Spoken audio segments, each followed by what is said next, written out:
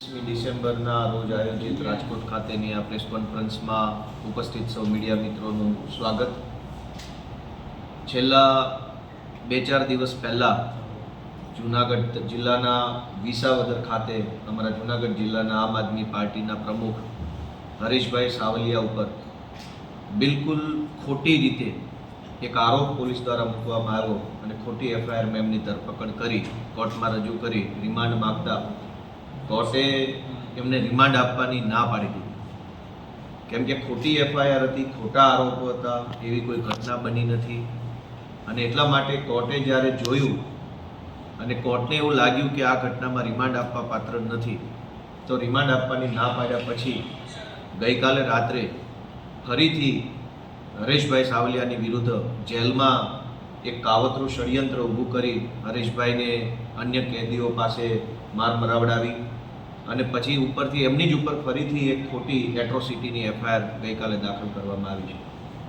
હરેશભાઈ સાવલિયા અમારા આમ આદમી પાર્ટીના જિલ્લાના પ્રમુખ તરીકે કામ કરી રહ્યા છે અને ખેડૂતો માટે લડાઈ લડી રહ્યા છે.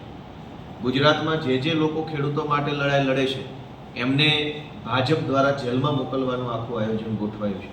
અમારા નેતા રાજુભાઈ કરપડા, પ્રવીણભાઈ રામ, રમેશભાઈ મેર સહિતના અન્ય ખેડૂત આગેવાનો આજની તારીખે પણ રાજકોટની જેલમાં છે. જે લોકો ખરેખર ક્રાઇમ કરે છે, ગુંડાગીરી કરે છે, મારામારી કરે છે, અસામાજિક પ્રવૃત્તિ કરે છે, એમના ઉપર એફઆઈઆર નથી થતી.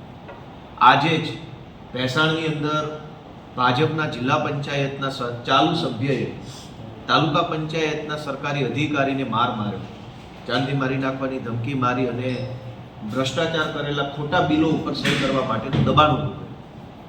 ભાજપના જિલ્લા પંચાયતના ભેસાણ તાલુકાના સભ્યએ જ્યારે સરકારી માણસને માર્યો તો એની મામૂલી બોલાચાલી મુસાતુસીની એફઆઈઆર પોલીસે લખી.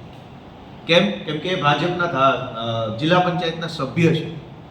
ભાજપનો જિલ્લા પંચાયતનો સભ્ય જો સરકારી માણસને મારે તો પોલીસ એફઆઈઆર નહીં લખે. પણ હરેશભાઈ સાવલિયા વિસાવદર અને ભેસાણ તાલુકાના ખેડૂતો માટે અવાજ ઉઠાવે તો પોલીસે એમના વિરુદ્ધમાં છેડતી, એટ્રોસિટી આવા ગંભીર પ્રકારના આરોપોની એફઆઈઆર લખી અને એમને જેલમાં મોકલ્યા છે. અને જેલની અંદર જઈને પણ એમની ઉપર નવી એફઆઈઆર કરવામાં આવી છે. આ એફઆઈઆરનો ખેલ કરવાની અંદર ગુજરાત પોલીસના કેટલાક અધિકારીઓએ કમરનો પટ્ટો ગળામાં પહેરી અને હર્ષ સંઘવીના ટોમી બની અને દલાલી કરવાનું કામ ચાલુ કર્યું છે. કેટલાક અધિકારી સારા છે, કેટલાક ટોમી બની ગયા.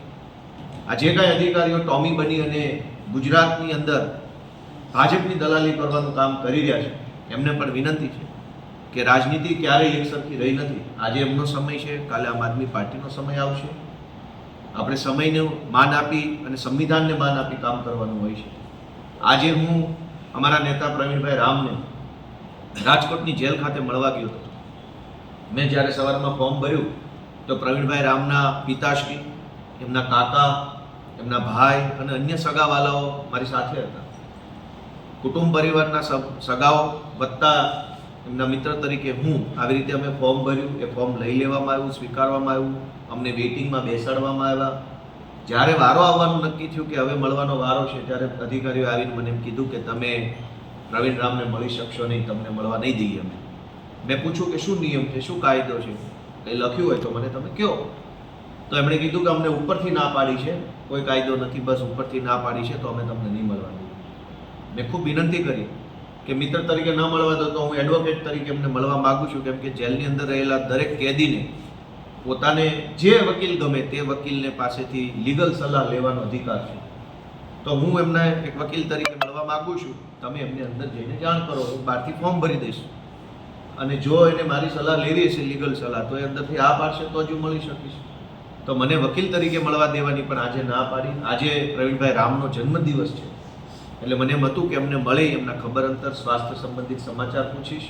એમના પપ્પા પણ હતા, એમની પણ ઈચ્છા એવી હતી કે આજે જન્મદિવસે મળીએ અને પ્રવીણભાઈને શુભેચ્છા પણ આપીએ, ખબર પૂછીએ. પણ આજે પ્રવીણભાઈના પપ્પા કે એમના સગા ભાઈ કે એમના સગા કાકા કે હું આજે કોઈ જેલમાં મળી શક્યા નહીં.